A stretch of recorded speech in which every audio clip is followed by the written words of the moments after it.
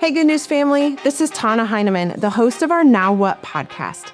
This is where we unpack Sunday's message and we talk about how to practically apply it to our everyday lives.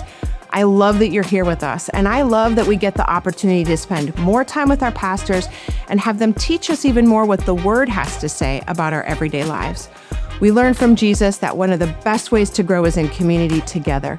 So join us as we unpack Sunday's message. Hey, Good News family. So good to see you. Forgive me in advance for my voice and any sniffing you might hear today because everyone in our office seems to be sick. You're holding down the fort, Which is why you're stuck with me because everybody else is out sick. PJ's out sick. No, I feel great, but it is everybody. It is. That's what family does. They share everything, including germs. It hit me last week for a day, and I was like, dodged a bullet. Dodged a bullet, and then all of a sudden, today. PJ and Carissa both. Chris is better. Bib, Autumn, Susie.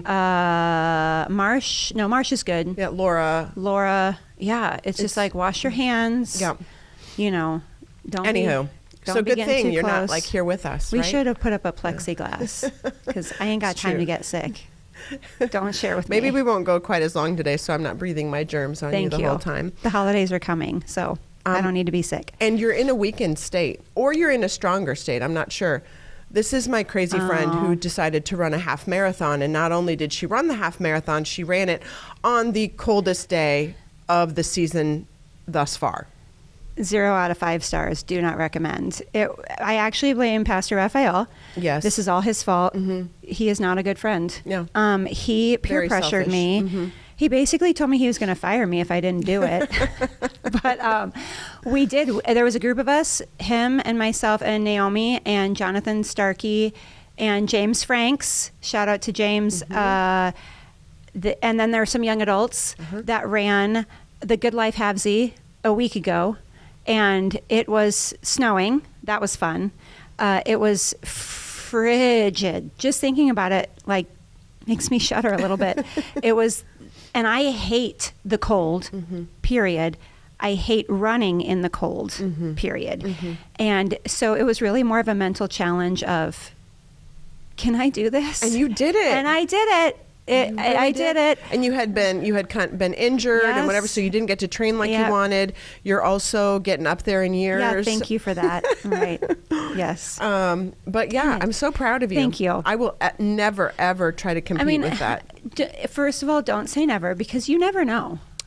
Don't say never because you never know. I remember waking up the Saturday night into the Sunday morning. Like I said, it was a week ago, and I had to use the restroom, and I could hear the wind howling outside, and I was like, oh, Jesus, please help us. Naomi we were riding together because it was in Lincoln, and she was going to be at my house in a couple of hours, and I was just like, I mean, is it too late to cancel on her? I don't know. And poor Naomi, little Miamian I know, that she is. God bless her. She said, did never great. again. Jonathan and his son Gadisa ran with us. Everybody did great. There was 9,000 runners. That's not an exaggeration. Oh, literally 9,000 Actually 9,000 runners. Oh, wow. Which, again, it was so funny because James texted our group chat and he was like, wasn't that awesome? There was people everywhere. I loved it. And I was like, that's the exact reason I didn't love it. I actually hated it because there were people everywhere. And at the moment that you stopped running, your like sweat freeze dried to your body. And you know what? I can do hard things, but I never want to do that again. You've done enough. We'll see about running again, but not when it's that cold. Yeah. There was, like I said, it was snowing, and I'm like, oh, there are flurries. And then they have drink stations throughout the course, and they had cups of water that had icicles in them because it was think about that. sub-freezing temperatures. So as you're like, I don't like to stop because if I stop, I ain't going to start again. So I just, run a little slower as I'm taking a drink, and I have ice hitting me in the face. Yeah. Okay, let me transition to this past Sunday. Beautiful. Because the weather was polar opposite. And you were outside because the youth had the turkey bowl. So you didn't play, although back in the day, we did used to be a part of Turkey Bowl. You know what? Somebody asked me, "Is this your first one?" And I was like, "Oh, girl. Yeah." Well, no. I've been doing it since 2001. Yeah, we helped start those. I took a break. I took a 17-year break. You came out of retirement. Yeah. But it was beautiful weather yesterday. It was, and Pastor Isaiah and Naomi did a great job. shout out to my son. I think he was the team captain of the team that won Turkey Bowl champion 2025. Awesome. My husband was a referee. I actually made a sign that said I got dibs on the ref. So You're a dork. He loved it. Did anyone get hurt? I mean, like some years we have like praise God. big injuries. There was times as I was watching that I was like, oh, no, but thank you, Lord. Nobody got hurt. Nobody got in a fight. Good. Tempers those have happened before too. Nobody got lost. There was some families there. Nobody's child. I mean, everybody left with the people they came with. So it was a win all around. I love it. Yeah, it was a great day. So good job, everyone. And youth department. Yes. Shout out Naomi, Pastor Isaiah. Yeah, they're doing great. Yeah, they are. Lots of kids were there and opportunity to connect and have fun and play football. Is your Christmas tree up yet? No, it will be up on Saturday is my plan. This coming Saturday? Yes, old school me has said not before Thanksgiving, and then my kids always have the day before Thanksgiving off. So then I was like, oh, we'll do it the day before Thanksgiving. That way we can enjoy Thanksgiving and then Friday we can rest the weekend. And then now as the kids have gotten older and I have more things to do, just in preparation for the holidays, I will do this kind of Saturday, Sunday. It's almost like a 2-day. Yeah. Then I don't feel the pressure of getting it all done in one day. And then I get to cook/bake all day Wednesday, get ready for Thanksgiving on Thursday. Okay, but then do you struggle because you're in Thanksgiving, so your table decor and things should be kind of fallish, but now it's already flipped over to Christmas? Let me stop you there. We have Thanksgiving at my mom and dad's. That's not fair. So does she have Christmas up or does she have a Thanksgiving? She does not.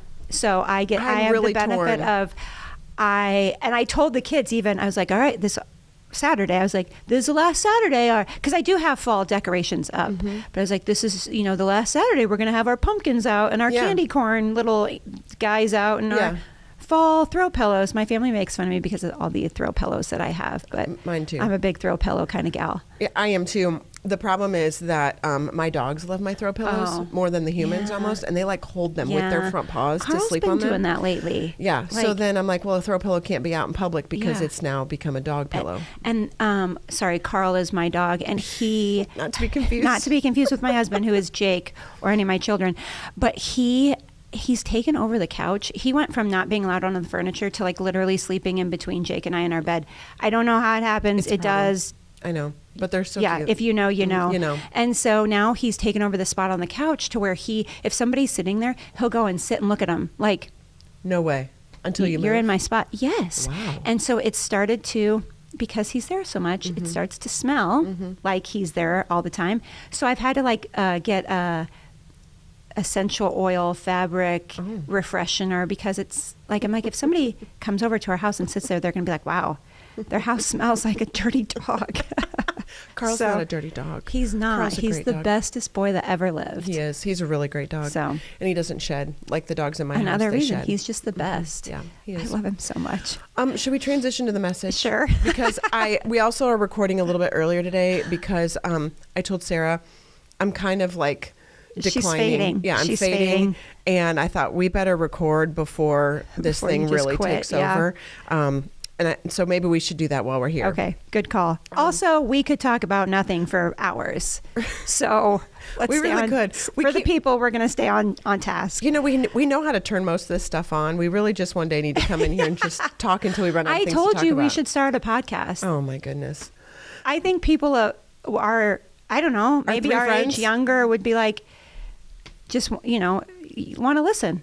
We're fun, you guys, and we have a lot to say. So maybe you can comment on, if you're watching this on YouTube, you can comment, or you can email us and say, absolutely not would I listen to that. Do not release that podcast. And bring Sarah back into reality. That would be great.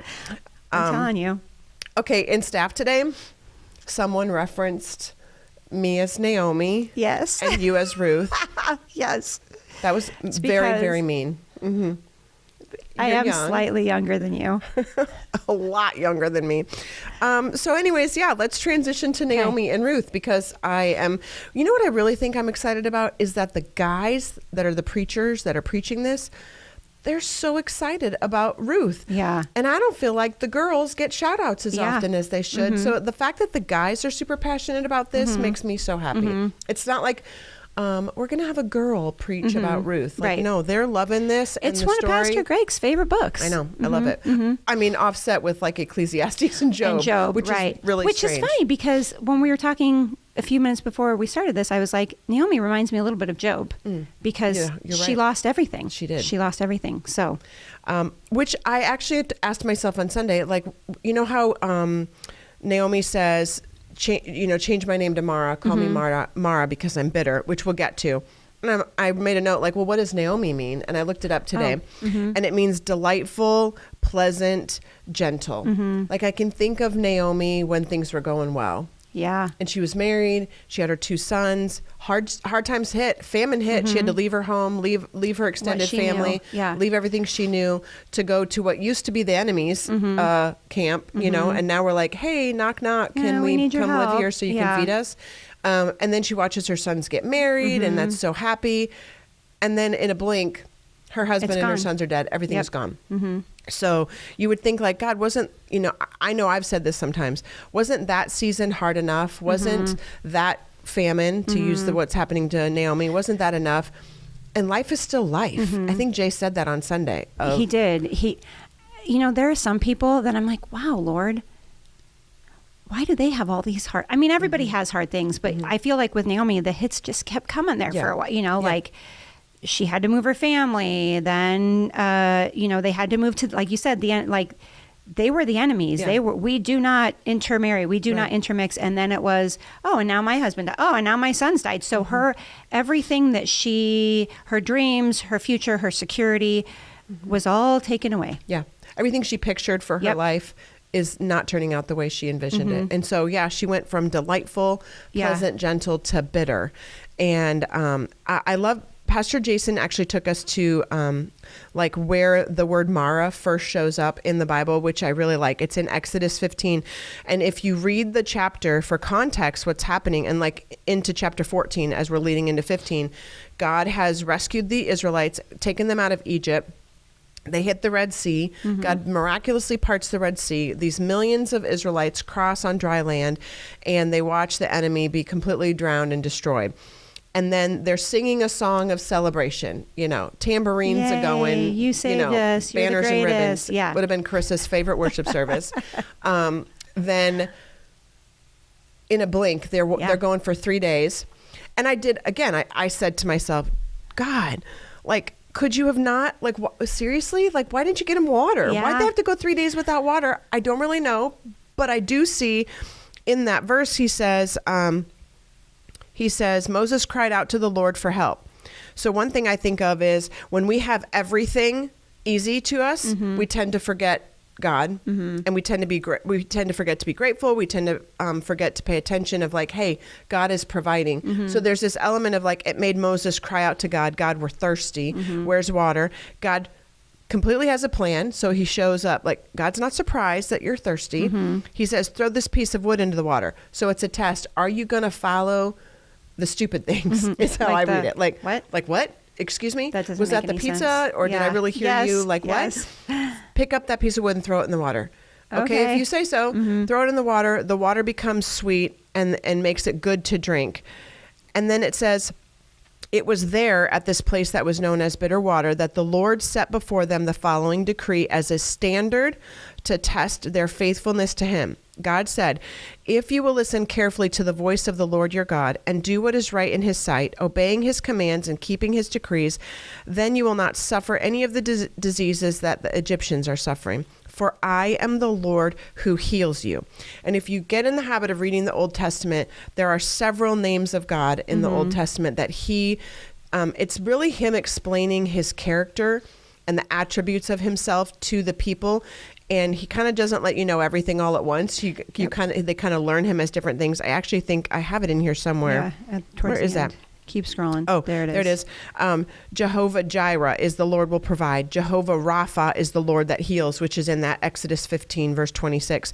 Jehovah Nisi, the Lord is my banner, which you think of like how you hold a banner. They would hold a banner up as they're going to war to remind us what we stand for and remind the enemy who we are and who we're fighting for. Jehovah Shalom, the Lord is my peace. Jehovah Sabaoth, the Lord of hosts. Jehovah Ra, the Lord is my shepherd. Jehovah Sidkenu, the Lord, he is my righteousness. Jehovah Shammah, the Lord is there. Jehovah Mekodishkem. We need Pastor Greg for that. The Lord who sanctifies you. I don't mean to bore you by reading all those, but what's important to me is that God is revealing aspects of himself and who he is. And he starts already. He rescues them. He brings them through. They complain. He shows them, I hear you. I will provide. Follow me. Obey what I say. I can be trusted and I will heal you. And when PJ pointed that out, it was like he's pointing out to even like if Naomi is using that word, call me Mara, my opinion, that's either a very common word or she knows the story. Yeah. And if I know the story of bitterness, but I know what God did there, and he reminded the Israelites that he is their healer, then does Naomi have an inkling of hope in her that Jehovah Rapha is my healer? He will heal my grief.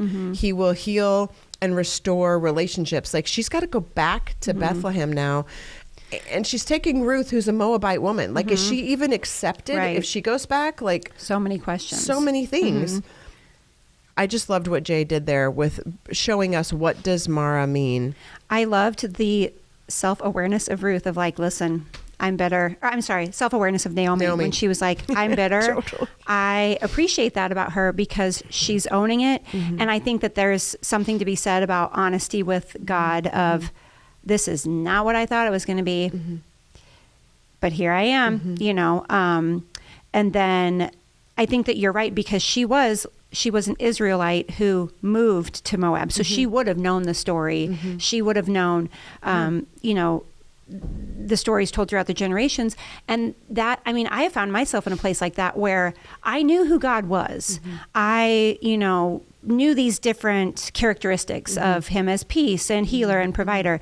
But when you're bitter, it's easier to stay bitter sometimes. Heck yeah. And so, but there's this little piece of hope in you, maybe that Naomi had of like, but maybe God can do something with it. Maybe if I go back to Bethlehem, maybe if I go back to the house of bread, maybe God can do something with it. Maybe it wasn't till Ruth said, I don't care how bitter you are. Anybody been around a bitter person, they're not fun to be around. Like Ruth is like, I've lost my husband, my father-in-law, and I'm going to go back to her land, leaving what I know. Yes. And this woman is bitter. Yeah. She's upset. Sometimes I think, so Ruth's sister-in-law, Naomi's other daughter-in-law was Orpah. And I'm like, I would have been like Orpah, like, thank you. Like, thank you for releasing me. I might have a chance to go find another husband, have children, because remember, that's not, in that time, that's where women were, that's how women were valued. So, she still had a chance. Ruth, she had, I mean, from the world's perspective, she had no chance. She's like, got this mother-in-law who's bitter. All of a sudden I'm like, so you're saying there's a chance? If you know, you know. If you know, yeah. Funny that we both looked at the camera and we're like, the real ones. But, you know, with Ruth, from the world standards, I'm surprised people were like, you're crazy. Yeah, what are you doing? Have been. You know, like, why would you do that?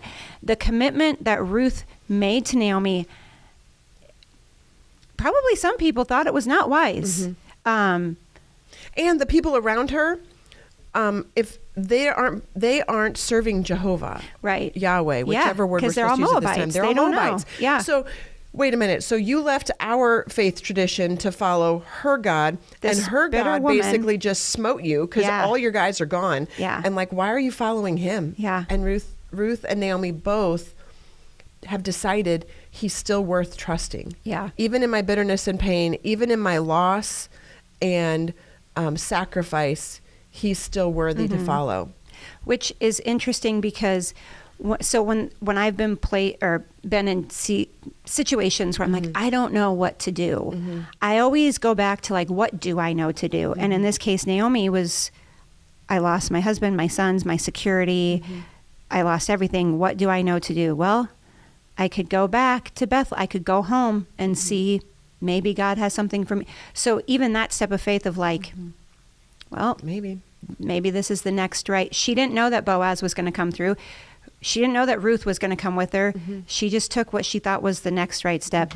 So, which is so good because so many times we get, people will ask, how do I know that it's God talking to me. How do I know the next best thing to do? Mm-hmm. How do I make a decision? And sometimes it's just making a decision. Yeah. I think it was Pastor Isaiah and I on here, and he said, you know, maybe it's PJ, I can't remember, but if there's two choices and you don't have a clear no, then God's saying, make a choice, make a decision. I'm with you. There, I will go with you wherever you go. Now, I believe in God's sovereignty, so I believe he knows what choice I'm going to make. Right. But he's not making the We choice. actually talked about this in our Wednesday night breakout. Shout out. If you aren't a part of one, we would love to have you on Wednesday nights, because I can't remember the specifics of it, but we said sometimes, like a parent giving your child, you can have peanut butter and jelly or you can have macaroni and cheese. There's not a right or wrong. I'm still going to provide for you. I'm still going to make you lunch. Which one do you want? And sometimes that's, you know, God saying, what do you want to do? Now, the caveat to that is within the guidelines of the scriptures and, you know, God's commands and all that kind of stuff. So it's not like oh, should I punch somebody in the face or should I set their house on fire? Like, you know what I'm saying? Yeah. So. Yeah. Let's keep talking about them. Where do we want to go? Let's just see. We talked a little bit about Ruth's commitment. And then... Oh, well, the character and sacrifice of Ruth making the decision to follow Naomi. And PJ asked us, would you make a decision for a person that would negatively affect your entire life for the rest of your life? Probably not. I was going to say no. And then I thought, probably not. Yeah.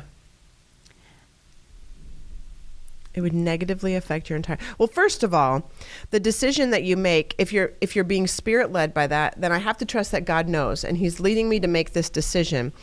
And then Ruth might think this is negatively going to affect her life, or does she have hope in this God that she's like, this is really yucky right now? Which is, again, so interesting because she's a Moabite. Yeah. She doesn't have the history that even somebody like Naomi would. Yeah. So maybe there was something prior to the death of the men that I've always thought maybe there was something about Naomi that Ruth was drawn to, even however long, 2,000 years ago it was, because to follow, or I don't know, maybe Ruth didn't have anything else going for with her family. Right, who knows? But it's just interesting to think about. Yeah. I love to think about those kind of different dynamics. PJ talked about one of the other things that he mentioned was going back to the Israelites and their complaints. They were saying that, you know, here, like you said, God did this miracle, took us through the Red Sea, and now we're complaining because we're thirsty. And he talked about, he said, your complaints are often tied to what you're bitter or grieving about. And I thought that was a really solid statement, because I asked myself as he's speaking, I was like, okay, what do I complain about? And as soon as I asked myself that, I was like, oh, that is right on. The things that I complain about are tied to a grief or bitterness I have against situations or something? Or a situation or a person. You know, the things that I get upset about that lead me to complaining about are because I'm bitter about an offense or something that somebody did. And I was like, so it's really more, it's not about their actions, it's my response to their actions. And we talked a little bit about bitterness. I know Pastor Jason also touched on bitterness and how what it does to your heart, and I think one of the questions we had talked about answering was, how do we, let me read it, how do we practically overcome bitterness? Because how would you define bitterness first? In my mind, bitterness is holding on to an offense, but it negatively affects your heart, which negatively affects your attitude, which negatively affects your actions. So is it a grudge with repercussions, or? Yeah, Okay. I think so. It's an attitude, and it really does affect the other areas of your life. For a long time, I was bitter about what happened to Jake and I in ministry, and what would I do? I would hold that offense against everyone else in ministry. Yeah. Oh, you're all the same. you don't actually care about people. That's a good point. Mm-hmm. So when you're holding on bitterness, maybe you're bitter against an ex-spouse, and then all men are the same. All women just want my money, whatever the case might be. So it's like, then you look through that filter. Yeah. And then, but the thing is like the people that you're holding that offense against, they're not affected by it. It's just affecting your heart. So when the Bible talks about like the root of bitterness, that it grows down and it starts to germinate, and then it affects every area of your heart and your life. Because when it affects your heart, it affects your mind, it affects your will, it affects your emotions, your actions. And so practically overcoming bitterness, in my mind, is actively choosing to forgive. And that is, in my experience, such a process of choosing forgiveness. And some days it's easy, and sometimes it's like, oh, but they are just so what they did. And in this case, with Naomi being bitter, her offense was against God. She was mad. She was frustrated. They say anger is a secondary emotion. She was sad, devastated, traumatized by the loss, broken by the loss of her.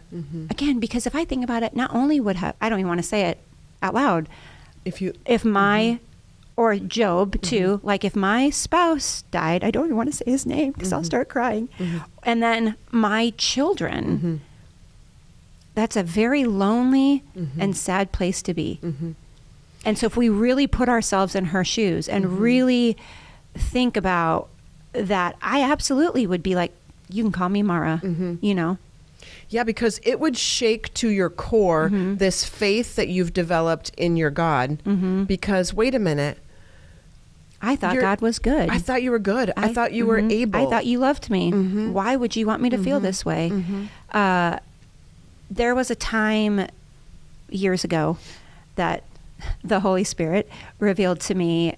I was dealing with something, and I remember just thinking, or the Holy Spirit prompting me of like, do you trust me? And I was like, well, yeah. But then there was the other, like, what about this? What about this? And I think, and as far as I've thought through, I think in my life, every struggle, challenge, circumstance comes back to, do I trust God? 100%. My kid's sick. Do I trust God? I have cancer. Do I trust God? We don't have any money. And that's not like no, we have negative money. This was a season. Yeah. Do I trust God? I am fighting with people that I think I love dearly, but we have some real deal conflict. Do I trust God to bring restoration? Like everything comes back to trust God. So with Naomi, does she trust God for restoration? It's easy for me to say that because I know how the story ends, but in her situation, I see where she's at. And I always get accused of being a recovering pessimist. So my question would be too, do I trust him even if he doesn't bring reconciliation, even if he doesn't bring redemption to the situation? Yeah. Even Healing. if this is my new normal, do I still trust him that he is sovereign and able, and he still is a provider, a healer? Or do I trust him to shift my heart, my emotions, my perspective to align with what he's doing? I hope so. Yeah. I hope so. So far, it's taken me some time. Right. But you talked a little bit ago and you said, it took a while to work through the bitterness when you were talking about even just prior ministry situations and being able to forgive. I thought of two things. One is forgiveness often for us as humans, is repeated. It has to be repeated. Yeah. Like in the big picture, yes, I've forgiven them or whatever, but then it will rear its ugly head and you'll say, I thought I had forgiven, but boy, I am having way too much emotion over this conversation for me to have been fully forgiven, fully forgiven them. So there's that process. And then what you said about working through that bitterness so you got to where you weren't looking at everyone who's in ministry and hating them and having a wall up or whatever. What does that process look like day by day, week by week, year by year of working through that bitterness? Because it took a long time in this specific area. I do know. You know. I would be like, God. When is she going to get it? Can I pop her in the back of the head? Because we need to be over it. Because they're stealing life from her. You guys wouldn't even know. I think about the conversations now and I look back and I think, wow, I'm surprised Tana still wanted to be my friend. I had hope. I was Mara. You were. I've been there too. I think choosing forgiveness, and that's not, I mean, that sounds so simple. I'm going to choose to forgive, but my emotions, we've talked about this before. I feel big feelings. That sounds like I'm in first grade. I have big feelings, but we do. We are first graders. Big empaths over here. And so it's constantly bringing it back before God and being honest, like, I want to forgive them. I'm trying. And I will point out. But I want to throat punch them. That's also true. And forgiveness and reconciliation are different. Forgiveness, I think when I landed on forgiveness is something that is between me and the Lord. Forgiveness is something that because God has forgiven me, I'm choosing to forgive others because I'm the worst of these. You know what I mean? Like Paul says, I'm the worst of sinners. Because when I think about the things that I've done or thought, I'm no better than anybody else. Yeah. And then being honest with God about I'm trying to forgive. Oh, I was saying but that doesn't mean that I walk in relationship with those people anymore. Because reconciliation requires repentance. I'm sorry I did that, and I'm going to try not to do it again. And then we move forward. I don't have reconciliation with some of those people, and that's okay. I don't need it. I thought maybe I did for a while, but I don't. But I've forgiven them, and because that's between me and the Lord. And I don't want bitterness to affect every area of my life anymore. So, and it's between them and God also. Like God, if God says, vengeance is mine, let me take care of things, then do I trust him that whether they accept ownership of their part of this situation or not, it's not for me to worry about. I say a lot around here, actually, man, I'm not the boss. And not in a snarky way, but like there are times I wish I was the boss and I got to make decisions. And there's a lot of times where I'm like, I am so glad I am not the boss and I do not have to make that decision. And that is the same with God. Like you look at somebody and they're doing this or that. And I think, man, God's job is to convict and to draw and my job is just to love. And that, that looks, I'm not saying we just overlook things that people do out of love, but I've come in alignment with like my role in relationships with people and God's role in relationship with people. And so let him convict, let him guide, let him soften their hearts. And I'll just love and be kind. And that's not to mean, that we accept everything everybody does, but stay in my lane, So we've been talking about bitterness and forgiveness towards people. Naomi's issue is not with people. Yes. Naomi's issue is with God. So I find myself wondering, like, as we move forward in the story and as we move into chapter 3, it's going to be exciting to watch how God continues to move in his sovereignty, in his providence, PJ talked about, and there's no coincidences. God knows exactly what he's doing in our lives and he's leading us. And so I find myself, I don't know, I haven't read Ruth again yet and during this series, which I keep telling myself, I got to get that read. But I don't remember if she goes back to Naomi and gets rid of the name Mara. I'm not exactly sure. I think that, I don't know that it was ever addressed again. She just kind of said it and then it sat That's there. a good point. We'll have to look into that. Like, did they start calling, I feel like Ruth called her Naomi again. And maybe you could say, you'd be like, Tana, the place I'm at right now, just call me Mara. And I'd be like, okay, Sarah. Okay, drama queen. Yeah, exactly. So maybe Ruth is like, yeah, I ain't doing it. But I don't know. Which is something to be said about calling people up. Like, I know you feel bitter, but that's not who you are. That's not your identity. Yeah. That's for another podcast. That is, who knows?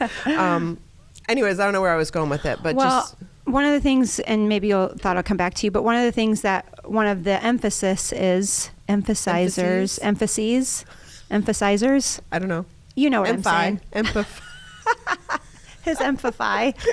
One of the things that PJ pointed out in his message was being extra. And I know that we'll talk about Boaz, even, I believe Pastor Raphael is preaching the next message. He'll get into more of that, but how Boaz was extra in his kindness, in his, he went on to tell the men in his field, don't mess with her, basically, leave her alone, let her take all she wants. And how can we be extra for people? And that really challenged me because maybe it's because of being an empath and, you know, to some degree, I love everyone. It's so funny because sometimes I'm like, I love everyone. And at other times I'm like, oh, everyone's driving me crazy. Yeah. Again, big feelings on both sides. Right. But, like, how can I be extra? How can I go above and beyond? Ruth did it for Naomi. She did not. Naomi said, no, you go back to your family. You go back. I'm bitter. You do you, boo. No. PR. No. Shout out. He's so mad right now. But, so Ruth did it, and then Boaz did it for her. So how can I do that? What does that look like in my practical 2025, you know, running kids, managing the household, you know, day-to-day life here? What does that look like? It was a challenging question. I actually also was thinking the opposite of that question, of some of us tend to take on other people's situations and make this commitment to God of like, I'm going to go take care of this person, and God's not asking them to. Yeah. You know, God was asking Ruth to do this, and it was a big decision that she made, a big sacrifice and risk of the rest of her life, what that would look like, and she obeyed. And some of us, you know, we make commitments. I think PJ talked about it. You know, we can't be a Ruth to a Naomi for every situation we face. We have to know which situations are ours to be involved in and which aren't. And just looking at like, why do we sometimes take them on? I know some of us, it might be, I want to be the knight in shining armor, and I'm going to come and rescue and save, and we're going to have this great story to tell, and they're going to have a moment with God, and you know, wow. Some of us, it might be the need to be needed. The need to be needed would be a good one. Because I ask myself that a lot of, are my motives pure when I feel like I really want to be a part of a hard journey with someone, or I feel like I'm supposed to be? Well, and I would say that's because you have had that in your life. You have been the recipient of hard situation. People came alongside, loved you, walked you through it, and look at you now. That's true. And I was a bitter Mara. Hey, we've all been there. Yep. So you've seen and you've experienced and you've seen the result of that. And you are extra. We've talked about this. Okay, we're changing this. You guys, she's the real deal. I'm not just saying that. I think she about, really is. That's funny. I hadn't thought about that before, about people have been that for me. There was a couple in the church back then, a long time ago, who kind only of like 35 years ago. Shush it. Who took me in like kind of as my spiritual parents, but they had children that were growing up or whatever, and one of their sons was the same age as me, and I remember I was always crying. I was a disaster. My life was ending, you know. You like, have big feelings. I have big feelings. I'm ridiculous. I was, you know, whatever. And I can still remember this kid like had to be thinking, dear God, that chick is here again. Does she ever stop crying? Just buy her a box of tissues. She can carry it around. So bad. But thankfully, those parents, that couple, they stuck with me and helped me get through that to the other side and deal with all of that. And that's right. They're like that Ruth to Naomi, and like where we're going to go to with that Boaz for Ruth. Boaz for Ruth. I do think there is a genuine desire for a lot of people that, you know, we live to see lives transformed through Jesus. I want you, meaning the person, whoever I'm talking with or sitting with, I want you to experience what I have. I want it so badly for you. I want freedom for you. I want how would I say this? I want peace for you. I want a normal, stress-free, every day-to-day life. Now, that's not to say there aren't challenges, there aren't stressful things, but like knowing that when I'm stressed, I can go to the Lord. Like I want what I have, I want you to have. Yep. But I think the key is balancing, because we can't be that. Ruth, it was just Ruth and Naomi. It wasn't Ruth and Naomi and Orpah and, you know, the other Boaz, the other servants of Boaz. It was, you know, it was a balance there of, I'm not serving everybody. I've just got, you know, the one. And so figuring that out in a conversation with the Lord, I think is important, because otherwise we've got all these, you know, different tangents, and then running wild also. And I think different personalities and different people and different people's journeys creates capacity for them. So different people have different capacity. So I don't want us to get lazy either and be like, well, I can only take care of one person. Right. Yeah. Well, okay. You might have space seasons. For more. Seasons of life are really important. That. And he even talked about, he said, like Ruth having such a good attitude and saying yes to go with Naomi, it was like she was making the choice that Psalm 23 is what he quoted. Even though I walk through the valley of the shadow of death, you are with me. And he said, which shadow am I going to focus on? The shadow of death or Jesus' shadow who's going with me, who's with me? And just even seeing that God is with us in that, sometimes I need a Ruth in my life to remind me that he is right there with us. And maybe you're the tangible reminder that I'm not in this alone. And I just need to refocus. You're going to help me go, hey, you're focusing on the shadow of death. Let's focus on the shadow of life that's over you. Because the Bible does say, even though I walk through that saying, you're going to walk through the valley with the shadows.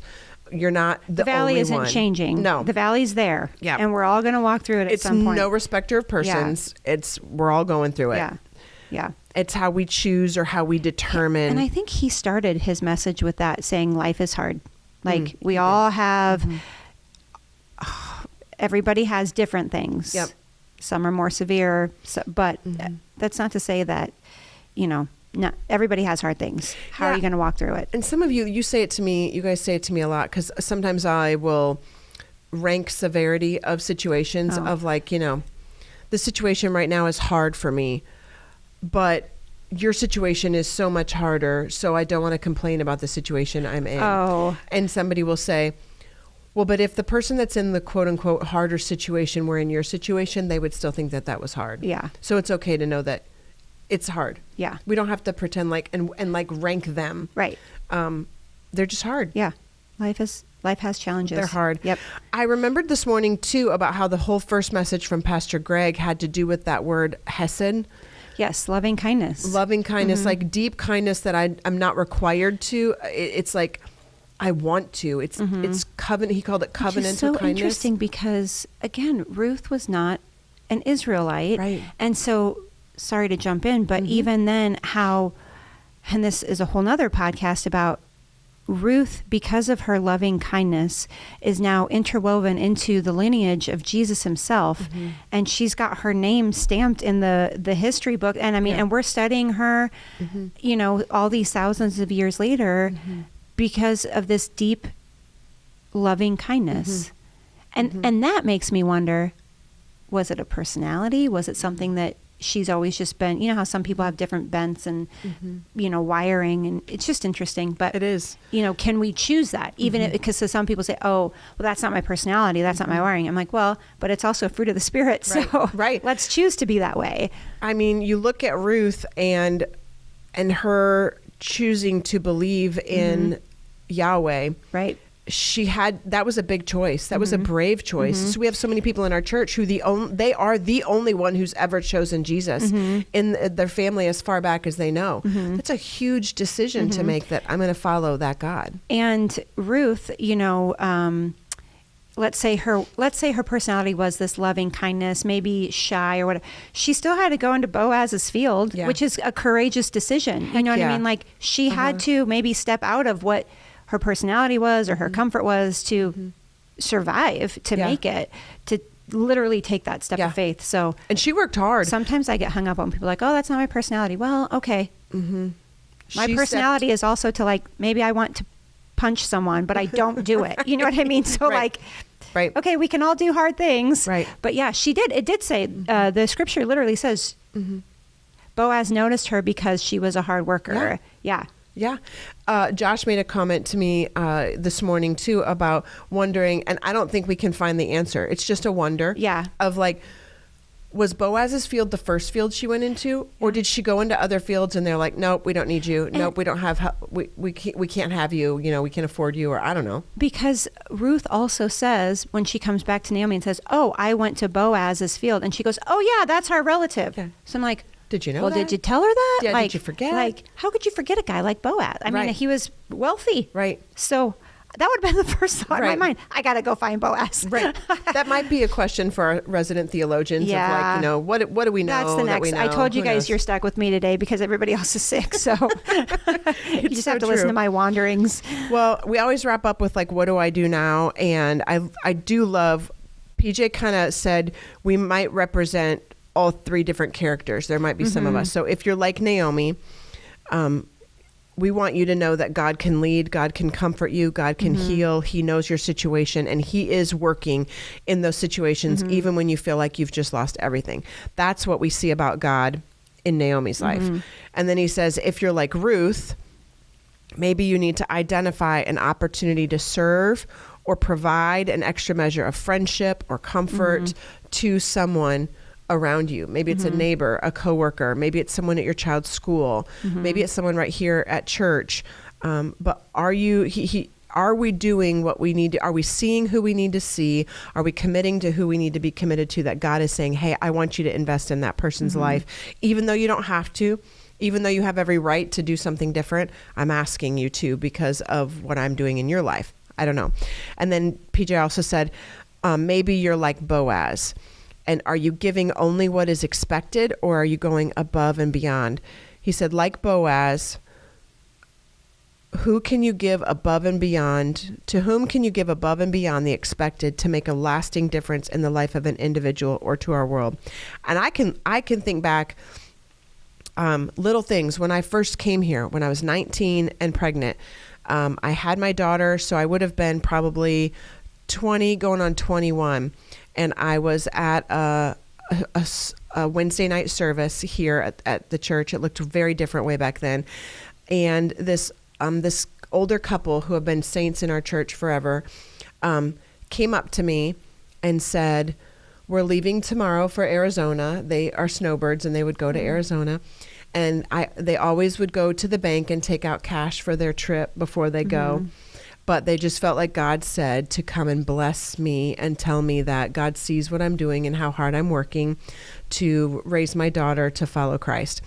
And they handed me $200 out of their wallet. This is 30 years ago. Might have been $20,000 back then. I mean, it was just like, and for me, it's a game like changer. that was It's a game changer for me. And they were a modern day Boaz to me because they didn't have to. Sure. You know, but they saw me, God moved on their heart, and they listened. And I've never, ever forgotten it. And it influences who I am today of like, I want to be that person. Yeah. That it doesn't, whether it's money, whether it's things, whether it's home, whether, whatever it is, I want to be listening to God to go to our world, to whomever he says, I want you to let them into your fields to work today and pay them a good salary, you know, whatever that looks like. What is God saying to each of us, whether you're in Naomi's situation today, Ruth's or Boaz's? Yeah. How can you? How can you? How can you? He said, within God's sovereignty and God's providence, we participate in the transformation of others. And again, we are not following Jesus today simply by ourselves. Right. Somebody, whether you can identify them, whether you know them by name, have been people who have moved on your behalf that have helped influence the fact that you now follow Jesus. And that means you get to now participate in the transformation of others as you obey. I think you said it a few minutes ago, like I don't remember how you said it, I'm sorry, but it was something like we are not saved for ourselves, but like we should be in community with others. We should have people in our lives. And so even if you can't identify, find somebody because there was somebody, but find some, if you're like, well, I don't have anybody in my life. Okay, well, let's change that. You. Yeah. Give us a call. Hi. I mean, even Boaz, he could have lived to be a wealthy man. Like he was a wealthy man, but he could have like been focused on, I'm just building my wealth. I've got all these servants. I need to take care of them. I don't have room for somebody else, some poor mouth to feed or whatever. But he chose, and he even, and then we're going to learn next week, he followed the proper cultural protocols and everything. It's amazing. Again, he touched on it, but like the meta narrative of who, like Boaz is, what's representation. The word? Representation, but I think there's another word, but I can't remember what Christology? it is. That seems like too big of a word. let's go with representation of foreshadowing. Jesus. Yeah, foreshadowing. A picture of Jesus. And when you just stay tuned. It's going to be so great, you guys. It's going to be so great. I'm really excited for next week. Yeah, it'll be good. You got anything else? Well, I think that's it. My head slightly feels like it's going to explode. I was going to say, are you still fading? I'm not doing so great. Listen, pray for me, everyone, because if I get sick, you know whose fault it is. Everybody probably thought you were going to say pray for Tana so she'd get better. But instead, you said pray for me so that you don't get sick. Also, please pray for Tana. What's happening Pray for Tana. Pray for Bip. Pray for PJ. Pray for Carissa because she's better. Kirsten, yes, really sick. She's How sick. did I forget that? Gosh, I feel like I need to go wash my hands right now. Okay, because we're going to turn the off holidays the camera are coming and blow this room up with Lysol right now. Here it comes. I gotta go. Okay. We love you guys. We're so glad you put much. up with us today. I hope you are reading the book of Ruth. And I just confessed today I haven't done the homework, so I'm going to read it. I'll get it done. Mm-hmm. Yeah, I mean, I've read it next week. But I don't think I'm on the podcast next week, but I will ask Pastor Raphael to hold you accountable. Oh, man. Did you read Ruth? Did I read the full 4 chapters? I'll get it done. I would say the good thing is it's pretty short. And it's such a great story. Yeah. Yeah. It's kind of like a love story. And there are other things. Every time I read it, I'm like, oh, yeah. Mm-hmm. Oh, yeah. I forgot about that. Yeah. It's great. It's so good. Mm-hmm. Okay. We love you guys. Have a wonderful week, and we'll chat again next time. Bye. Thanks again for joining us today. We would love for you to tell others about the podcast. Make sure you subscribe to it too, because this will help others find out about it.